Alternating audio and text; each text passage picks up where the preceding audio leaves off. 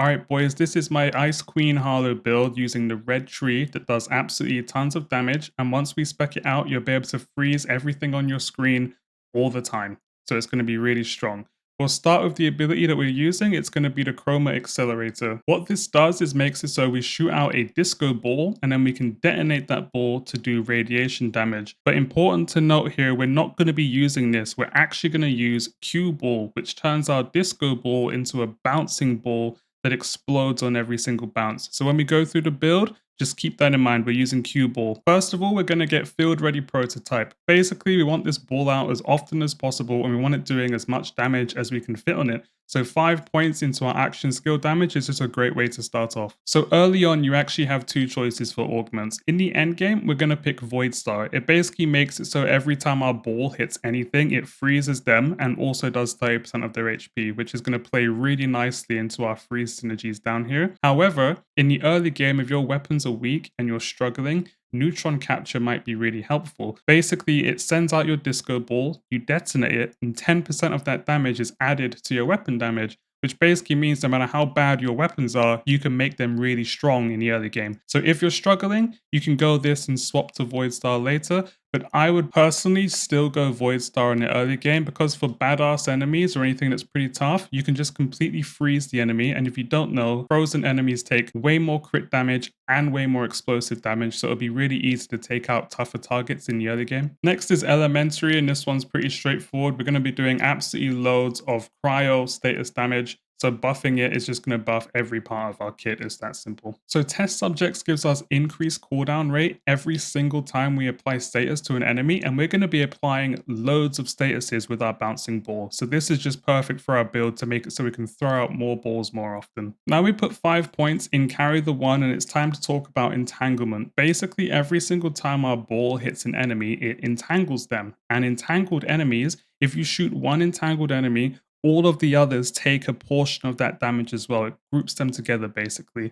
So this makes it so when our ball is bouncing around, there's a 50% chance that another enemy also gets entangled. So the whole screen will be affected by entanglement, so we can apply our damage and statuses to them later on. Next up is Break the Ice, and basically our bouncing ball initially does radiation damage, but because we're going all in on cryo, we convert the damage to cryo to make it a bit more thematic for our build. We also want 5 points in Core Sample. This makes it so every time we shoot a frozen enemy, and like I said, all the enemies will be frozen, we gain life steal and overshield if our health is full. This is just a really nice bit of survivability, and also means if we run cryo weapons and freeze enemies, we heal off them as well. So it's just great all around. And of course, after this, we grab our capstone Cue Ball, which we've talked about before, which will now be doing cryo damage because we changed it with the Break the Ice augment. The only thing to note about this, it does a maximum of 10 bounces, so it doesn't go infinitely is the only downside, but 10 bounces is enough to freeze lots of enemies on the screen, so it's absolutely fine. Cold Welding is basically our bread and butter. What it does is when Harlowe freezes an entangled enemy, it does cryo damage to the enemy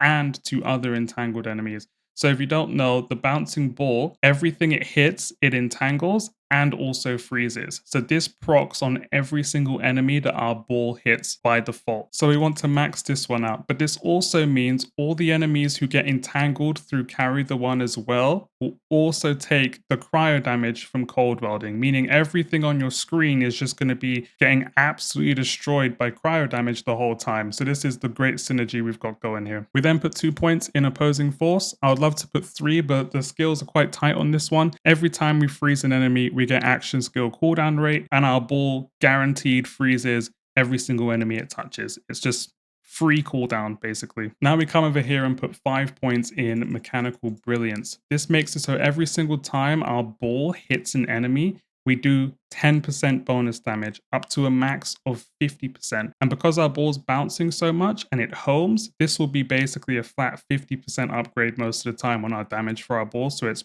pretty fantastic. There's also some things we want to grab on the blue tree, and first of all we're going to get Pulse Drive. What this does is give us 25% skill cooldown rate. So basically we're going to be throwing this thing out as much as possible. It's going to be on a very, very low cooldown if we grab all these nodes, just so we can freeze as many enemies as possible basically all the time. Next is periodic table flip. What this gives us is elemental damage and status effect application chance, but what we really want from this is the cryo effectiveness. Because when our ball is down, we still want a way to freeze enemies, and cryo effectiveness makes it so our cryo weapons have an easier time freezing enemies so we can still leech off them and get all of our bonuses from the previous page. And lastly, we just pick up cryodynamics. It gives 21% cryo damage, which affects all of our abilities, the weapons we're going to be using, so it's just a great cherry on top for our build. And in terms of weapons for this build, just remember frozen enemies take bonus crit damage, so always be shooting frozen enemies in the head, and they also take bonus damage to explosions. So if you're shooting them in the head with a Torgue weapon, you're going to be doing way more damage on top of what you're already doing. So keep that in mind. You want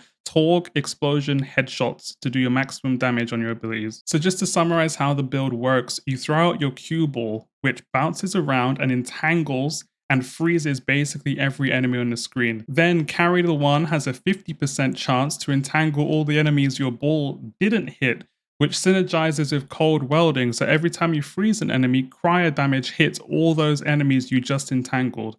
Then, with your explosive Torgue weapon, you just shoot frozen enemies in the head for massive damage bonuses, and you basically wipe out everything. That's the build. I think it's going to be really strong. It should be really fun as well. I think Harlowe has a lot of really good things going for her, and this is only one of them. Let me know how you think the build is, if there's anything I need to tweak, or if you have any questions, I'll answer in the comments. But that's all for me today. Thanks, guys.